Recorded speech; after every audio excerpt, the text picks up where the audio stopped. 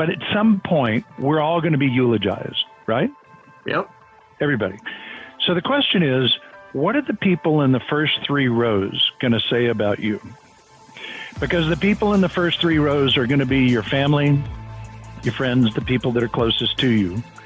And if you want to leave footprints in the sand in this world, I believe that the more that we get clear about what kind of legacy we want to live in this life or leave in this life, the easier it is to make decisions and choices every day. Somebody said when your values are clear, the decisions are easy. Those words of wisdom come from Bill Hart, an executive coach with Building Champions. Bill has been working with business leaders and executives for 17 years. In this episode, Coach Bill explains how to, in his words, close the gap between where we are and where we want to be. We're hopping into the coach's chair with Bill Hart on episode 35 of Power Forward. This is Power Forward. The primary purpose of this podcast series is to inform, entertain, and educate. The information, opinions, and recommendations presented in this podcast series do not constitute legal or other professional advice, opinions, or endorsements of any kind. All right, welcome back to Power Forward. Justin White alongside Mateen Cleaves. Mateen, as always, how you doing, my friend? Justin, I am flying high. Everything is all good my way, my friend.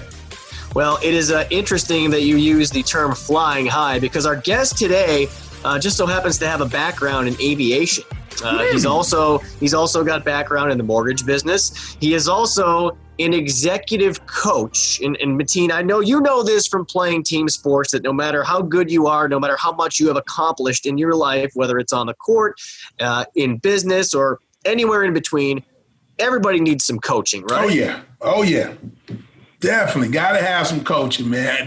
Michael Jordan was the best ever. He needed a coach. Well, we are pleased to be joined today by Bill Hart of Building Champions. As I said, he is an executive coach. He's also an author. He wrote a book called White Collar Warrior, and he is also the host of his own podcast called All In. Bill, pleased that you could join us. Thanks so much for being here on Power Forward.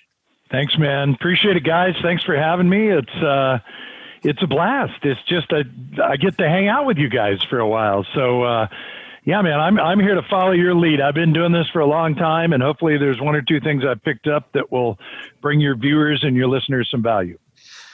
Well, Bill, I guess in these times, these very different times that we all continue to live in, the first question that we should always start things up with is, how are you doing? I know you're out in Southern California. Hopefully the sun is shining, but how are things going for you?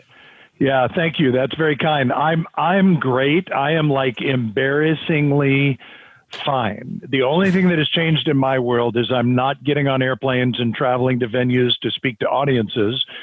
So, but coaching always happens here. It has for 17 years, 16,000 hours in the coach's chair, if you could imagine. So, I'm doing more virtual workshops and fewer live workshops. So, the kids are out of the house. It's my wife and I. I've had a home office for 17 years. Like, none of this is new to me. So I'm good. Thanks for asking. Nice. How about all those hours of coaching, Mateen? How many was it again, Bill? Can you say that again? 16,000 hours in the coach's chair. Yeah. Wow. And that was where I was going to go with my question, because you brought up, all those hours of coaching. And the first thing I wanted to ask you, Bill, like, what makes a good coach? Because you got coaching in all different areas. So what makes a good coach? Yeah. Well, I can only answer that question from my perspective, right? I can't tell you necessarily in athletics or any other endeavor, but in my experience, I have seen, I can say it this way. There's 2 groups of people that I've seen.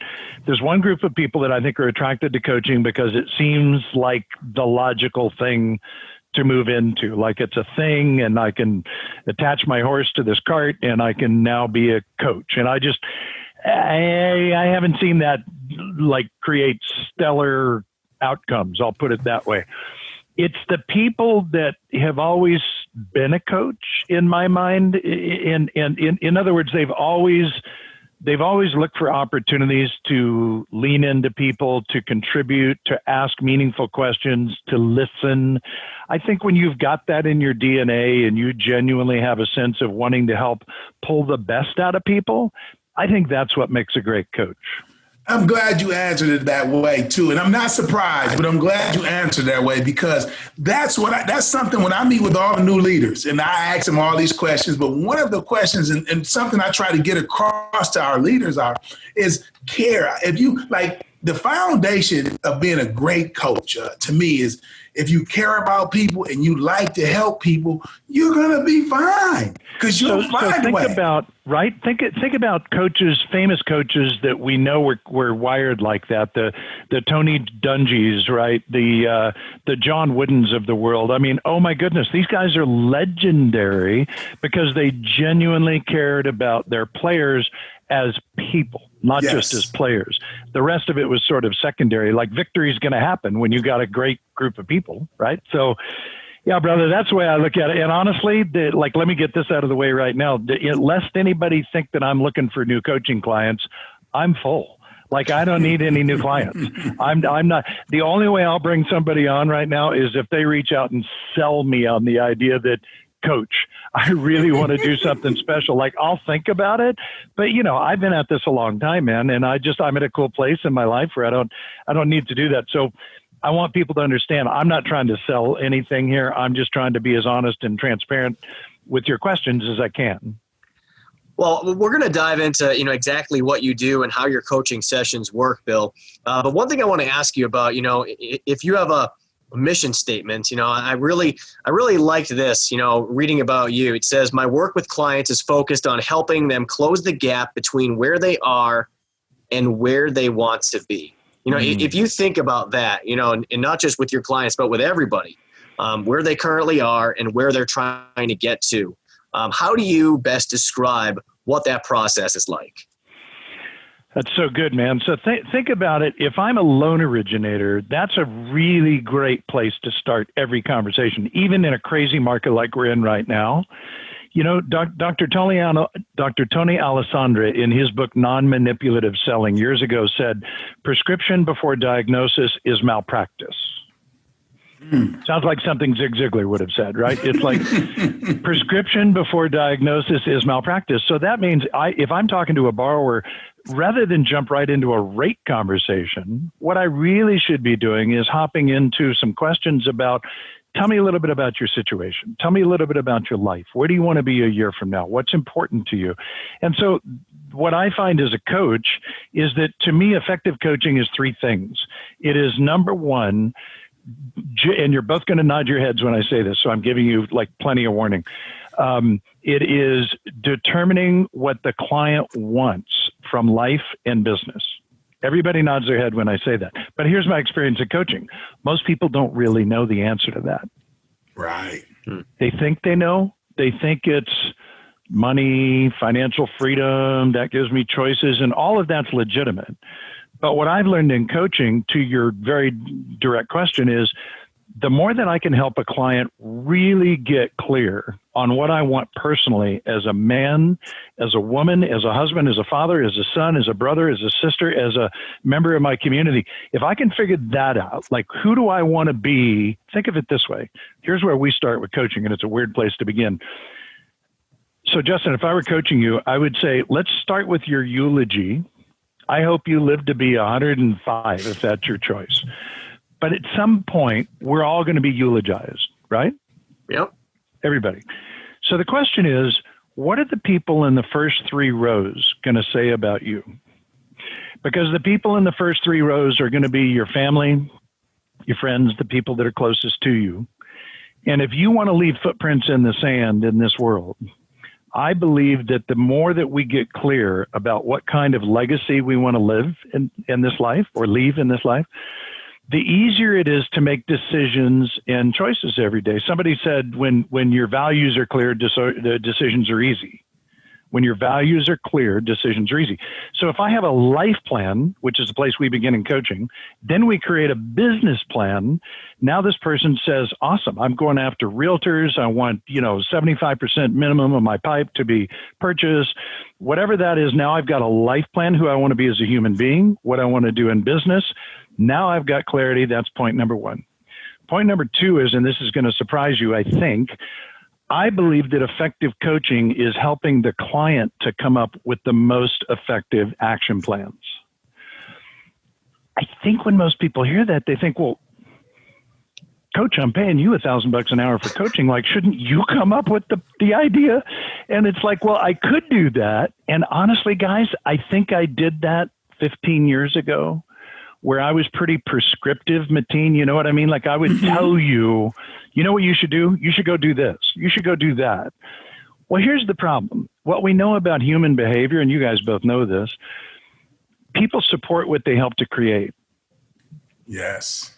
So if I don't allow the client to come up with the suggestion, the direction, maybe I fine tune it, maybe I help them kind of move down that lane. But if I don't help them come up with it, I'm just prescribing, and I'm just saying, you know what you should do? You should make more calls. You should wake up earlier. You should send handwritten notes. You should conduct events. You should do more video. I could do a lot of you shoulds, but before you know it, I'm just shooting all over myself. And they're not growing. And they're not growing. There's nothing good that's coming from that. So I believe helping the client to come up with effective action plans is enormously important. And then step number 3 is very simple and obvious, right? But it's the accountability. And sometimes, if I'm really honest, the amount of money that people pay me for coaching, more than anything, it's really about the accountability, that I've got somebody who's in my court, who's coming next to me, who has a fiduciary responsibility to me to help me to do well, and I'm going to hold them to it. I mean, it's all day long. I got texts going back and forth with clients who are like, hey, Coach, I wanted to let you know that I got that done. Hey, Coach, I finished the 5K. Hey, Coach, I made those calls. Hey, Coach, I hired the whoever. I think that's it. Help people get clear, help them to come up with their own action plans that will close the gaps between where they are and where they want to be. And number 3, hold them accountable. In my mind, that's effective coaching. Yes, man. I let you know, I was jotting all of that down. That was some great information. And, I think about coaching. And to me, you got player, coach, or however you want to say it.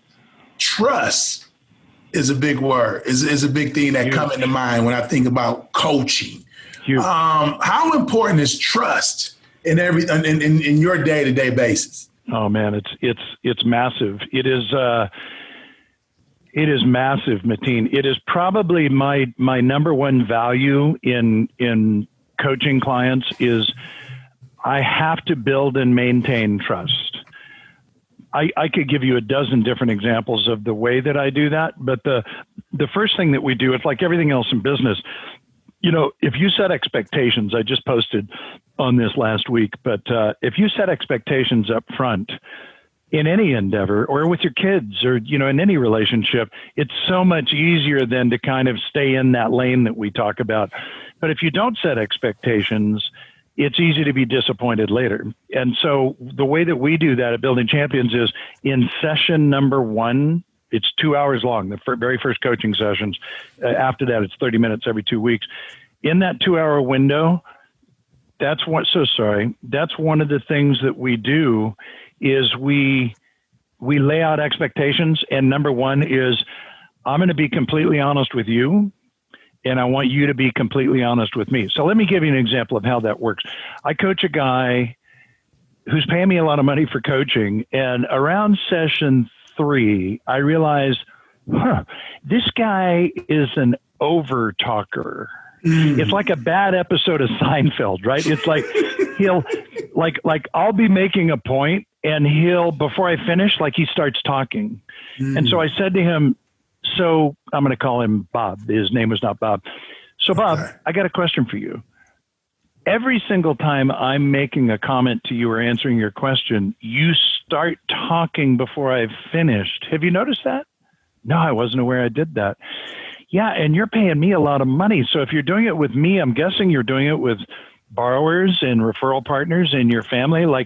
I have a suggestion for you. stop doing that. It's the first time this guy's ever heard that, right? So it's like, I'm going to help him now with active listening. I want him to learn how to have a meaningful pause. And you guys know how it is. You've both, I'm sure, gone through that at some point.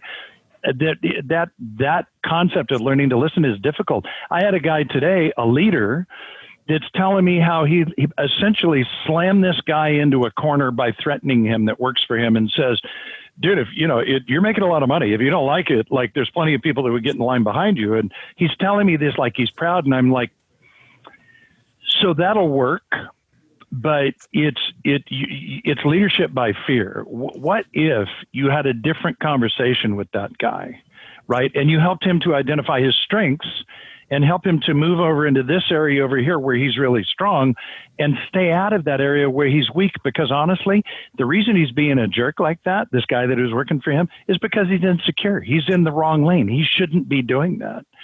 So the way that I feel like I build trust is to be honest with people. And my experience is it's rare. Most people don't hear they've got bad breath, or that they're an over talker, or that they're painting somebody into a corner because they're a bully. And part of this is just being 65 and having gray hair. Like, I don't care. 20 years ago, I probably would have cared more. And now it's like, I care enough to be honest with you. I'm not worried if you say, wow, coach, that offended me and I don't want to be coached. That's never happened, by the way. But does that make sense to you? I think honesty engenders trust, because that person knows that I've got their back. Like, I'm not just going to go along because I'm getting paid. I'm going to call you out on your stuff. You've got so much great insight, Bill. I want to ask you kind of how you went down this path, how you got into coaching, because, you mentioned, being in the mortgage business for years. When you and I spoke previously, you said that you wanted to be an airplane pilot when you were a kid. So kind of give our listeners a sense of your path and how you got to where you are now. Yeah, man. So yeah, the natural matriculation into this chair would, of course, be from aviation. Yeah, it was it was a strange thing, right? So that I can remember my mother walking into my room one day. It's probably 10 o'clock. It's a summer day. I'm living in Southern California. I'm 16. I'm looking out the window and it's a gorgeous day. And she says, hey, if I were a young man like you on a day like this, I'd go to the Burbank airport and learn how to fly. You and I had this conversation. And I think for the other 10,000 times that she made some kind of suggestion to me that I thought, well, that's a dumb idea, that one I listened to for some reason. And I went to the Burbank airport and I took my first flight lesson and fell in love.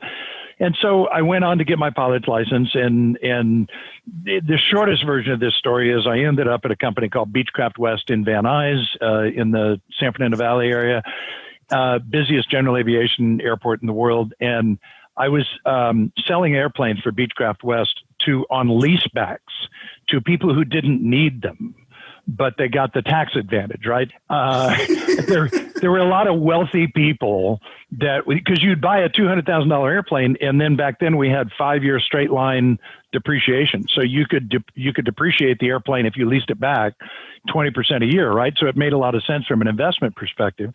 Well, one of the guys I was trying to sell an airplane to owned the Southern California region for Century 21.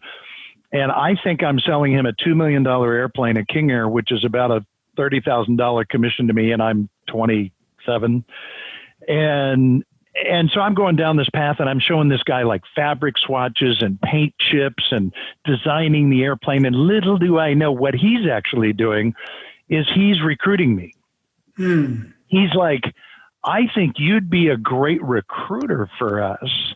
And I'd like to put you on an airplane to Hawaii for our convention as your first day at work, and bring your wife so that you can come see what we do. And I'm like, well, but I thought you were buying an airplane. So, well, he said, well, I probably will at some point, but I'd rather offer you a job. So I went to work for Century 21. This is back in the days before Remax, long before Keller Williams, way before Compass. We were like the big dog with the horrible gold jackets, right? Oh, yeah, I remember those. Yeah, not good. The standard joke was like, I've had my colors done and this isn't on the list. It's like, you should not wear that color. The funny thing is now it's actually come back. That color's actually cool. It always does, right? It's pretty funny, right? Yeah. Anyway, So I did that for, I don't know, 8 years, where I was just recruiting, and I got paid for the number of people that were joining the region. And in the process, I met Mike Ferry, who is Tom Ferry's dad, who was on the East Coast. It was Floyd Wickman in Detroit. Do you know that name at all? Have you run into the Floyd Wickman training and coaching? Because he's out of Detroit. Mike Ferry was in California at the same time. This was in the 80s and early 90s. I went to work for Mike for a year. It was a really painful year. That was a tough relationship. But that introduced me to Todd Duncan. Todd Duncan was kind of the guru in the mortgage industry. And so then we started doing some work together. And from there, I met Daniel Harkavy, the founder of Building Champions. And, he offered me a job and said, man, I think you'd be a great coach. That's kind of a point to my response earlier about coaching. I felt like I'd always kind of been a coach. And back then, it was whatever year that was, I don't know, 2000. He said, and we're in Portland. And I'm like, well, I live in Southern California. It's always sunny here. The weather's perfect. You want me to move to Portland? And so I didn't do anything for 2 years until finally he said, you could do this by phone.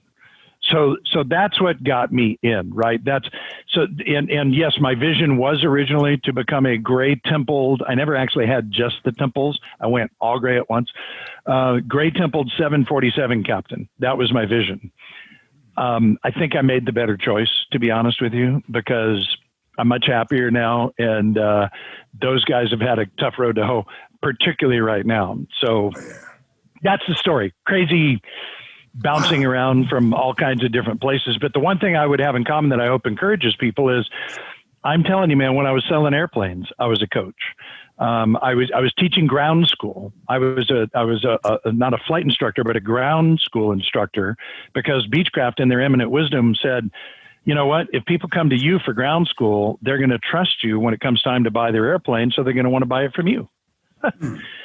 Anyway, I've just been that guy the whole time and just kind of worn a different hat.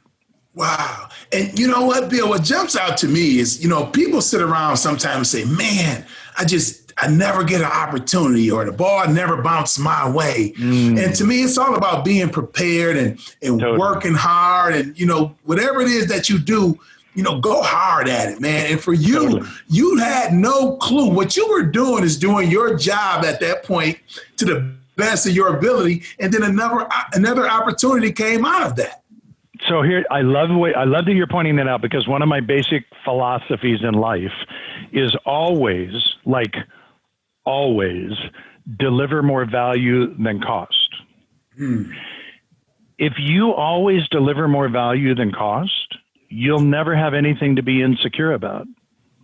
Nice. So that's always the way that I've approached it. You mentioned sales, Bill. And so many of our clients, that's what they do. That's what the mortgage broker business is. You're out there selling a service. You're selling yourself. Yep. When you're sitting down with somebody who's in sales, where do you start? I mean, do you dive right into the art of the sale, or kind of like you were talking about earlier? Is it more so asking them broader picture questions? What are the finer points, I guess, of your coaching when it comes to sales specifically? Yeah. So I've never thought about it before, but that's such a good question. It causes me to say to you that I think I coach around sales in particular from the inside out rather than the outside in. And what I mean by that is, I think traditional sales training coaches from the outside in, meaning say this, memorize this script, be this person, in essence, is what we're saying, particularly when it's a personality-driven sales program, right? Very, very common. Somebody was very successful in sales. They put together a training program or a coaching system or whatever. And so they teach you to essentially be them. I view it the complete opposite. So what I look for is, so if you were my guy, because you're filling my screen right now with that background, holy cow. Oh, my green screen. Yeah, you like that here. Screen. Yeah, live from the studio. There's a lot of green going on there right now. I would start with, who are you? Right. So if I know who, and I know a little bit about your background in sports and broadcasting. And so if I were coaching you as a guy who was in sales, I would say, well, let's find the stuff that you're naturally good at. You're clearly comfortable with video. One of the things that we should start doing is more video, right? You can't be face-to-face, belly-to-belly as often as you could. This is something you're very comfortable with. Let's figure out how to start creating more messaging with you via video.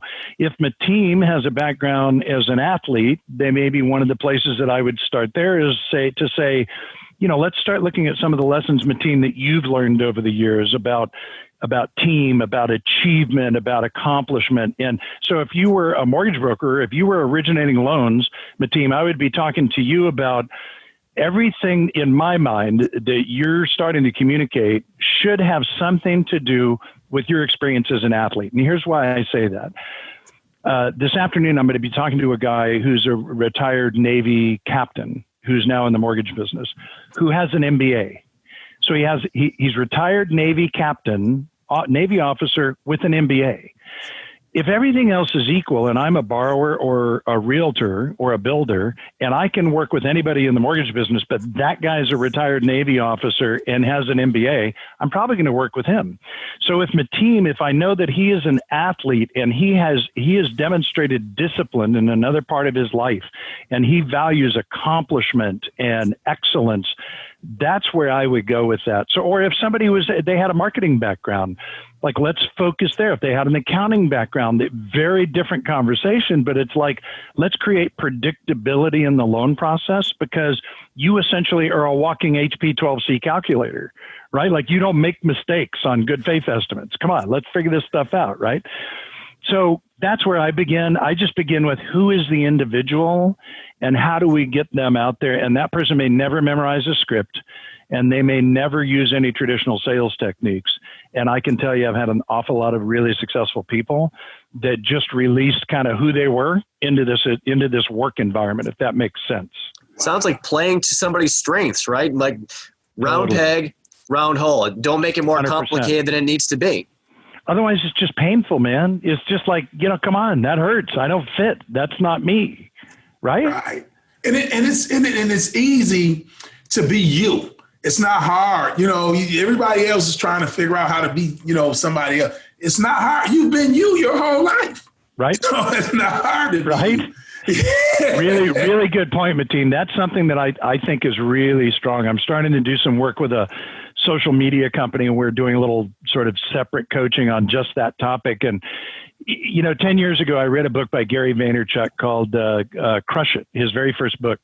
And in it, he challenged the reader to start doing a lot of video. And so 10 years ago, I started to do video, and it wasn't good. Like in the beginning, it was just, me with my phone and no microphone, and lighting wasn't good. None of the stuff that I've got going here.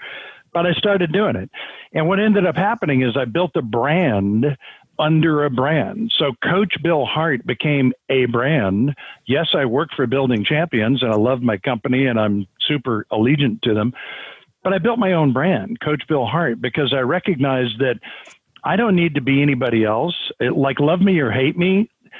So let me challenge you guys. Go look up, when we're done, go look up Coach Bill Hart, Get Off My Lawn. It's a video that I did about a month ago. And I'm channeling my inner Clint Eastwood, if you remember Gran Torino. Of course. Right? Yeah. And what I'm saying to people in the mortgage business is, quit bragging about your record months if you didn't do anything to deserve it. Right? Now, nobody else is going to say that. That's an offensive comment. But what I'm saying is, if you built a team, if you tightened up your systems, if you consciously focused on purchase business, by all means, brag about it.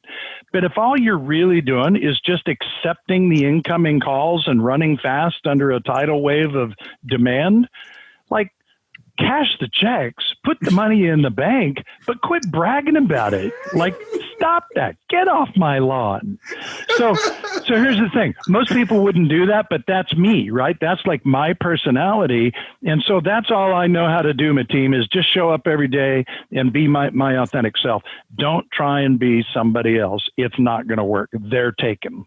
Yeah, oh, for sure. And I was just telling the leader the other day, because I say you find different ways to impact your team. And it was a young lady. She was like, well, I'm kind of shy and reserved. I said, that's okay. It's be that girl. Yeah, be that. Yep. You don't have to be me, the guy coming in with the band playing and dancing. You don't have to be that, but you can see that. Yeah, you can impact your team. Give yourself more credit. You can impact your team, man, being that way. Absolutely, 100%. Hey, Bill, another interesting layer, if you will, to you and your coaching is tied to your book. And I mentioned it earlier. It's called White Collar Warrior. And it is about, the military and how, people in sales can take lessons from some of the elite leaders in the military and apply them to the business world. Before we get into that connection, I got to ask you, what is it about the military that you are so passionate about? Where did that come from? Yeah, great question. So first and foremost, I never served my country in uniform. So I'm part of the 99% that never served my country in uniform. But I've always been a patriot. And it was the book Lone Survivor, later made into a major motion picture with Mark Wahlberg, if you recall. Oh, yeah, great movie. That story, man, it just hit something at my core like, holy cow. I call my podcast All In, right, with Coach Bill Hart. There's nobody that's more all in than special operations at the leading edge of the spear for the United States military, period. Because they put it all on the line, right? I mean, in athletics, Mateen, you know this. It's like you can leave it all on the court, but nobody's shooting at you. Right. Hopefully. Right. Yeah. You're still going home at the end of the game. You're still going home at the end of the game. So it really just struck me that, oh my goodness, I need to know more about that. And I started to volunteer for a military charity called bootcampaign.org, and they were sort of looking for a spokesperson, somebody that they could put up on a big screen and kind of talk about the need and so on and so forth. And so I became an ambassador for them, met Marcus Luttrell, the author of Lone Survivor, and I began to realize that, oh my goodness, these Navy SEALs and Army Rangers, they're just a different breed of cat. And if there's lessons that I could learn there as a coach from them and bring it to the other 99% of us that have never been down that path, let alone the military. I mean, this is the best of the best of the best. The 1% is anybody that's ever served our country in uniform. The special operations community is a very small community. So I interviewed Navy SEALs, Army Rangers, and a Top Gun instructor, David Burke, for the book. And so the subtitle of the book is Lessons for Sales Professionals from America's Military Elite. And so what I was looking for is where are the parallels in things like discipline and training and dealing with failure. And there are tons of parallels. So look, the book is available on Amazon. If you're not going to read it, then listen to it. It's my voice. I sat in the studio for 2 days just reading it through. And you know what? It's good content, man. It's the kind of stuff that for those of us in this business, we need to be reminded of. And, I'll say this about this moment in history, this season that we're in this business. I tell people that, that you're complaining that you're going to die under a mountain of cash that's falling on you right now. I mean, that's the truth of the matter, right? There's so much demand with insanely low rates. Here's what I'm trying to challenge people to do. It's like, make good use of this market, this season. Anybody that lived through 08, 09 knows it's going to change, and you don't want to have squandered this, right? It's like me as a golfer. If I hit a 300-yard drive, very rare these days, but if I hit a 300-yard drive and I take a 7 on the hole, I squandered that drive, right? So in the same way, I want to encourage people, take advantage of this market, right? This is not a good time to buy a brand new Aston Martin. I suggest you not do that, right? Put some money in the bank because the market's going to shift. And at that point, use some of the lessons that I've laid out in White Collar Warrior. And this is not a big investment, by the way. I mean, I don't know what it is, $14 or something for the audio. And build yourself a sustainable business for the future. I mean, one of the great things that since you and I spoke, Justin, and I've learned more about what you guys do, is I believe that you do a better job than most anybody in the industry in equipping people to understand how to build a sustainable business. Like, this is an opportunity for the long run, not just a gold rush that's amazing right now. Like, this is a long-term opportunity, you guys, and this should be a business that serves you, if you choose to, for the rest of your career. Do it on your terms. Man, well said, man. Am I preaching? Can I get a hallelujah? Come on. Hallelujah. I love it. Now, let me ask you this, Coach, because you've coached, I'm sure, and been around so many successful people. What is something that you find in common that most successful people have? What is that most successful people have? Wow, such a great question. There's a few of them, but the very first one that jumps out at me is discipline. It's discipline. And the beautiful thing about discipline is it can be learned. You know, it's like the difference between IQ, intelligence, and EQ, emotional quotient. IQ, you get what you get, right? It's like the cards that were dealt at birth, you get what you get. EQ, you can develop. Your emotional intelligence, you can develop. Discipline, you can develop. So full disclosure, lest I'm coming across as some kind of a guy that's got it all figured out and sitting on a mountaintop, this is the place where I will tell you, I did not learn this as a kid. Mateen, I know you learned it as an athlete. And Justin, you may have learned it someplace early in life. I didn't. I'm telling you, I got through my early life. I call it tap dancing in the spotlight. I could smile, I could be charming, and I could make good things happen. But it wasn't because of discipline, right? It was because of a good personality. Mm-hmm. That's what made things work for me. I could squeak out of any situation, and I don't know, I was probably in my 30s by the time I finally realized, oh, you're actually going to have to do some work here, right? So what I'm saying is what I see a lot in the most highly effective people that I've coached is they learned discipline someplace else. They learned it as an athlete. My 6-year-old granddaughter right now is a figure skater. Figure skating is no fun. You're going to get there a really cold place at 4:00 in the morning before the hockey team is out. And it's nobody's idea of a good time. But I told her on her 16th birthday, I said, honey, whether you end up ice skating in the Olympics or not, which we all hope happens, it doesn't matter, because the discipline that you've learned will serve you in whatever you do in life. But you could learn that in martial arts, in music, in athletics, in scholastics, in the military. So discipline. But if you're like me and you didn't learn it anywhere else, learn it now.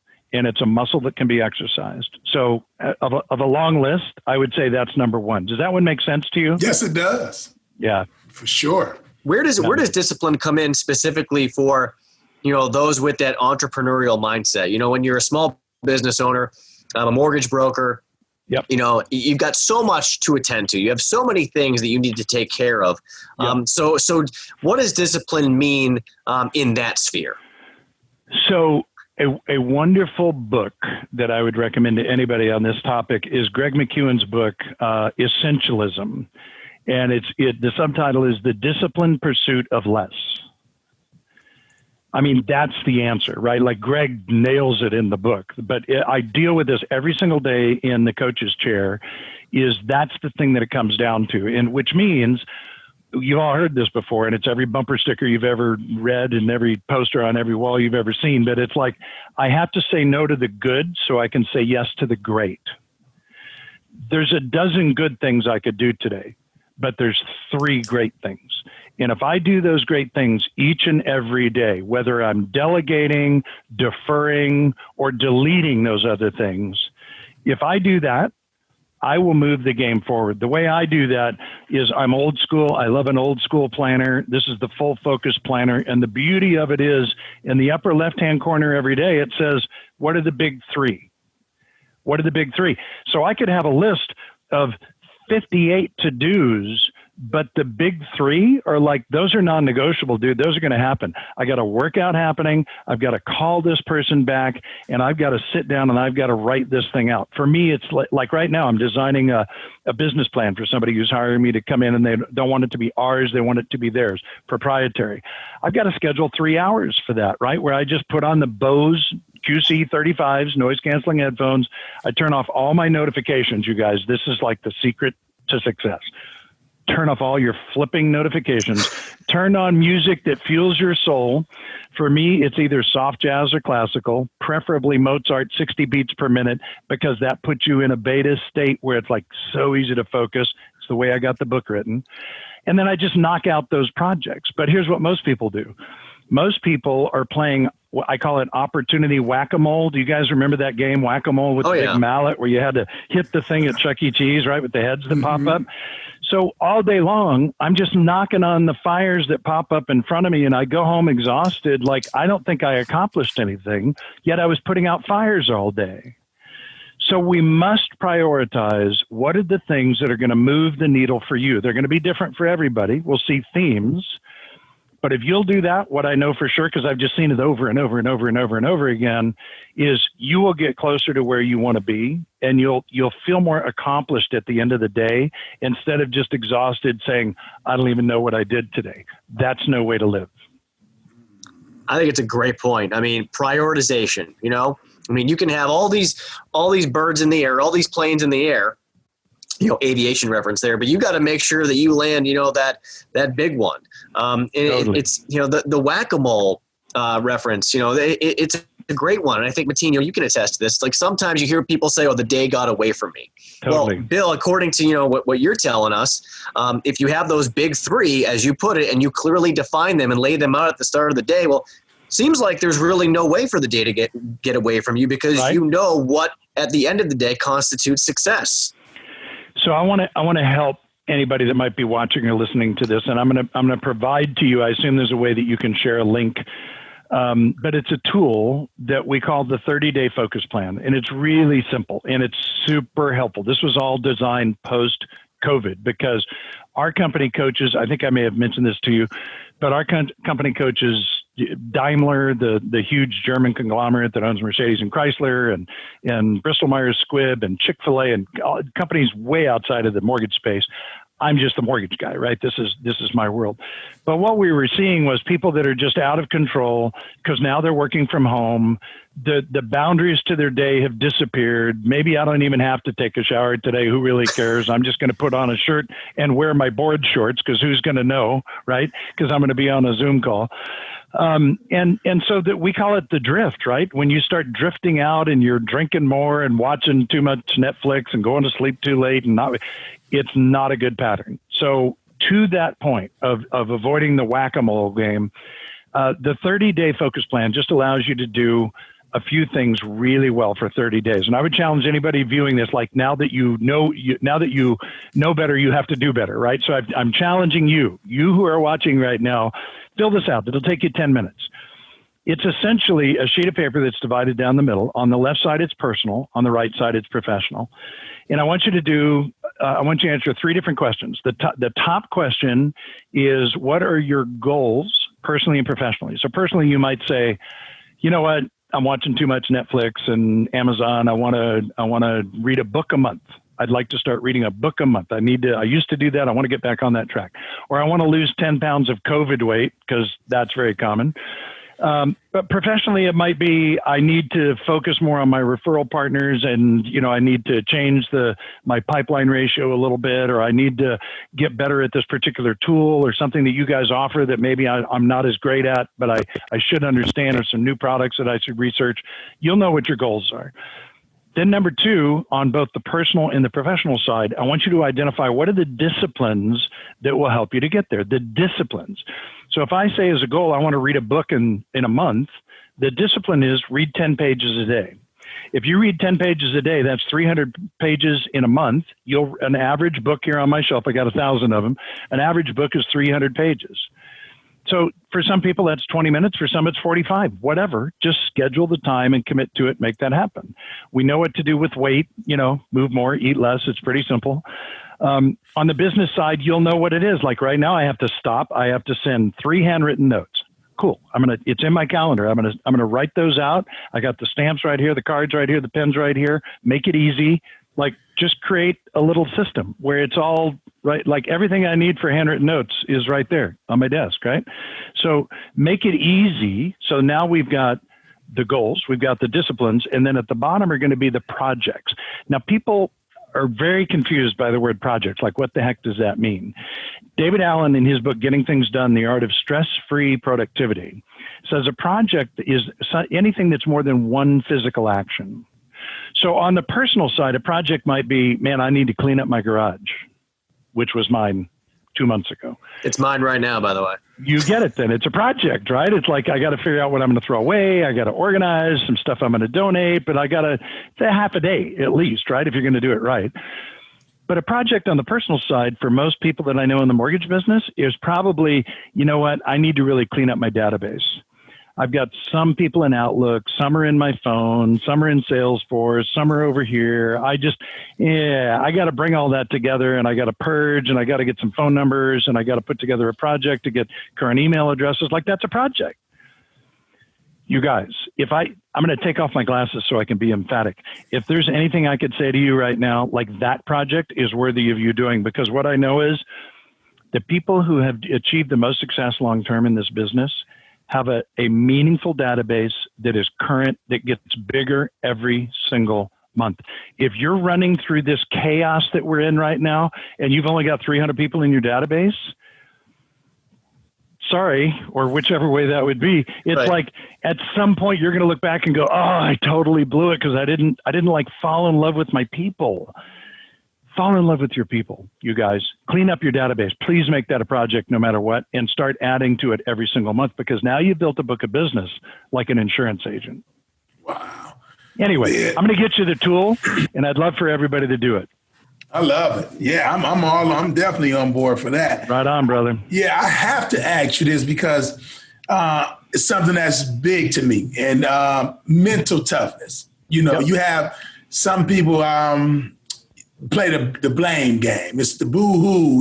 It's always somebody else's fault, and they just, the sun never shines on them. And how big is mental toughness and just trying to be successful in life in general? Yeah, man. So I got one more video I want people to look up, right? So if you just search Jocko and the word good. Okay. So I don't know if you guys know Jocko. Jocko Willink is a retired Navy SEAL officer. He wrote my all-time favorite leadership book called Extreme Ownership, to your point. And what he means is you got to own it. And he recorded the video. All his stuff is in black and white. He's got a head the size of my thigh, and he's just a badass. He's just a jujitsu master and a former Navy SEAL. And he records this video, and he says, you're going to wake up, and you're going to find out that your dog ate your report. Good. You're going to lose a deal today. Good. Your car is going to get stolen. Good. Like, you got to watch the video, right? And what he's saying is it makes you tougher. So I think, to your point, man, that's the place where I would go with this. Jocko he instills this every day. 4 a.m. every day, he's working out. He shows you pictures on Instagram of the calluses on his hands, the sweat on the ground from his workouts.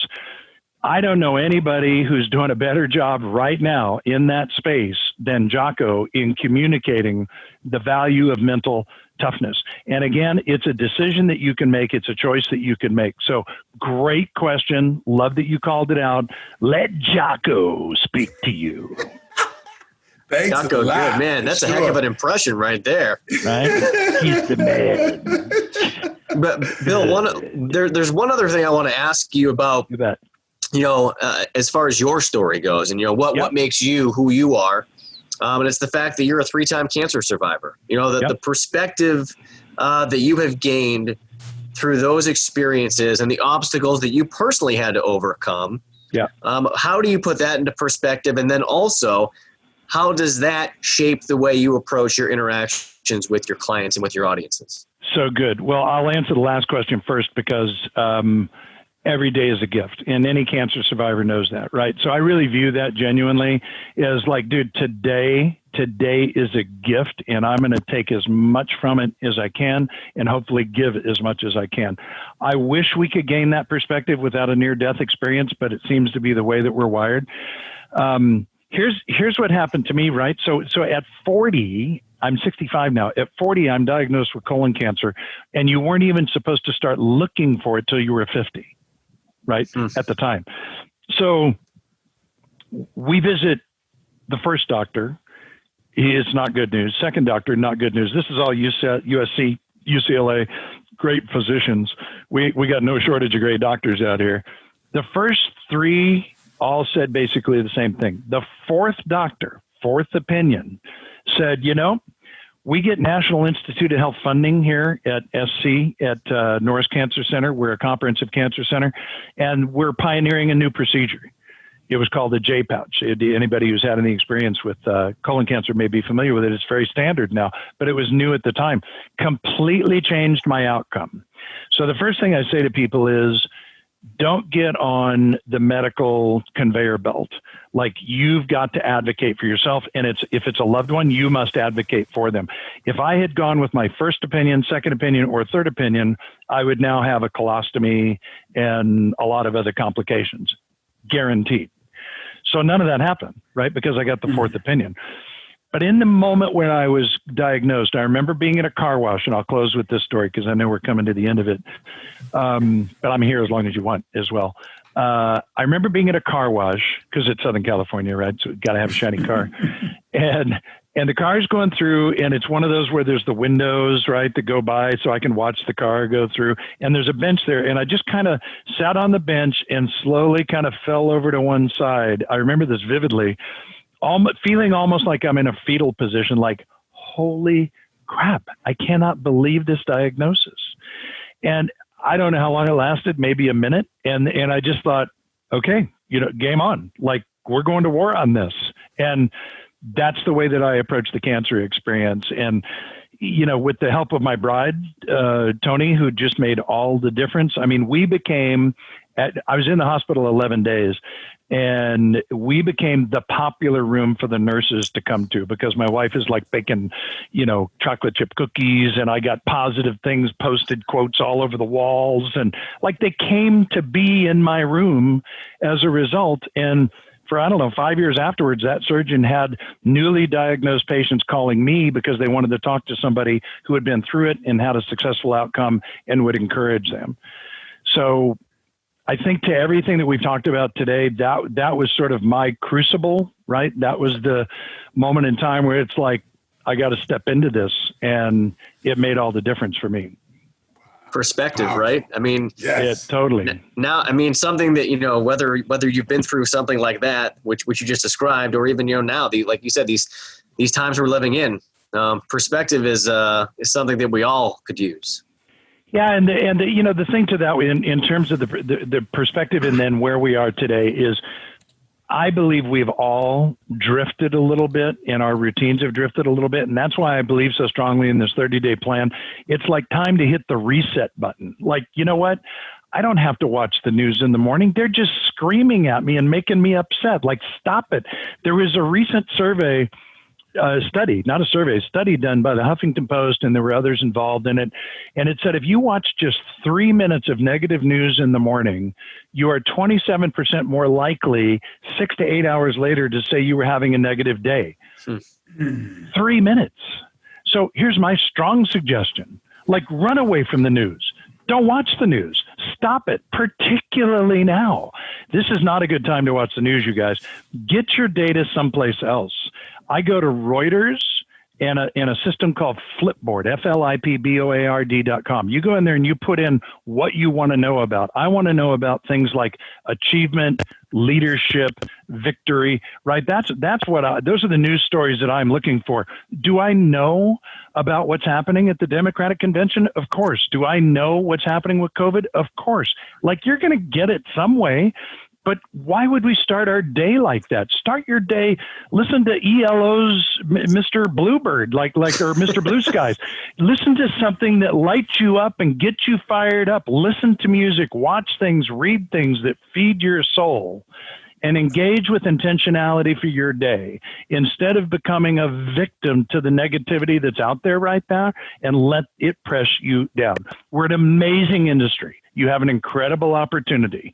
Be careful what you put into your head as well as your body and your heart. Oh, man, that's so great. One day I was driving to work and my sister was calling with some bad news. I told her, wait, not right now.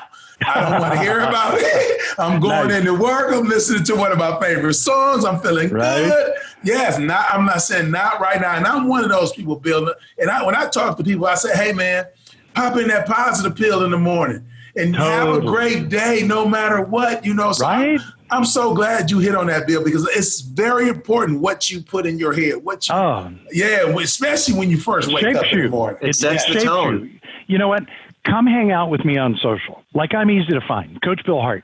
Come hang out with me on social. What I try to share are the things that I'm seeing that impact people, that are positive, that I think are funny.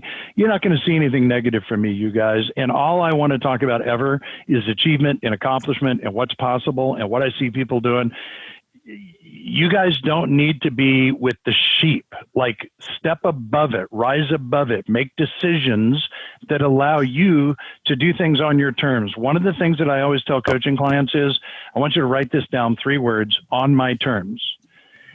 And what I'm saying is, like, let's figure out what your terms are. My experience is most people don't come to me with their terms figured out, but they figured it out later. I just hung up with a client in North Carolina. She said, I'm getting home at 8 or 8:30. And I said, that's not going to work. It's not sustainable, right? She's 60 years old, married. Like, who wants that going on? So I said, you got to figure out what your terms are. And if it's 6 o'clock, 6 o'clock it is. Like, draw that line in the sand. Are you going to lose a deal? Maybe. Are you going to gain a life? For sure. Figure out what your terms are and then live your life on your terms.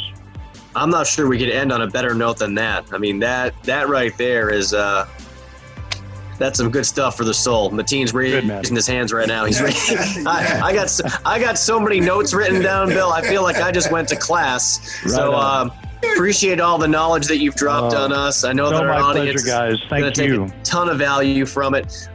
Coach Bill Hart from Building Champions. Thanks for joining us. Thanks for taking the time. And also for sharing your story. You know, it's just interesting. We always love learning not just what people do and what they think, but why they think the way they do. So it was really great getting to learn more about you as a person as well. It was my honor, gentlemen. Thank you for the opportunity. I appreciate it so much.